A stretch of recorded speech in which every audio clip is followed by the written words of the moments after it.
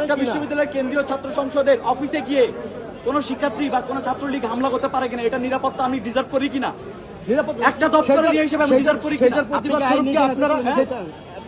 আইনের হাতে তুলে দিয়ে দেখলাম তো কি হলো, আইনের হাতে তুলে দিলাম তো, আপনাদের সামনে আইনের হাতে তুলে দিলাম। আইন কতটুকু করতে পারছে আমাদের ইনসান? 2 বছর ধরে ছাত্রলীগের ব্যাপারে কোনো ডিসিশন না নিয়ে আজকে এই পরিস্থিতিতে তারা নিয়ে আসলো। এটা দায় আমি কাকে দিব? আমি আইনকে দিব, আমি প্রশাসনকে দিব। যখন তারা দিতে পারতেছে না তখন তো আমাকে নিতে হবে। হ্যাঁ, ওখানে আহত মানে কি? কোথায় ওনার এখানে মানে ইয়ে দেখা যাচ্ছে, সাদা মাংস দেখা যাচ্ছে, এমন বাজে অবস্থা আর কি। অনেক আকস্মিক ভাবে হামলা করা হয়েছে। ওরা ছিল 7 জন, আমরা ছিলাম মাত্র 3 জন। এবং আমরা জাস্ট বসে, আমি তো সহতত্ত্ব গবেষণার সাথে কথা বলতেছিলাম, আকস্মিক ভাবে তারা গিয়ে হামলা করছে। 7 জনের নামগুলো বলা যায়?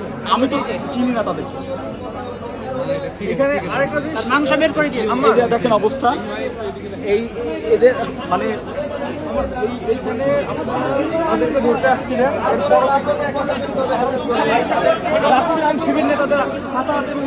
না, এটা না, তাদেরকে ধরতে আসা হয়েছে, তারা পালায় ভিতরে গেছে। তখন কি স্টুডেন্টরা বা আবার হল সংসদ প্রতিনিধিরা, আপনারা হল সংসদ প্রতিনিধি আর শিবির গুলায় ফেললে তো হবে না ভাই।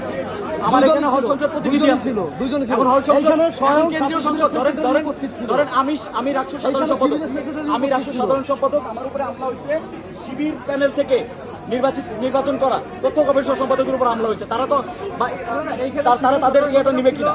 শিবিরের মিডিয়া সেক্রেটারিও এখানে ছিল যখন মারামারি, এটার ডিসিশন তাদের থেকে নিতে হবে। এটা তো আর আমি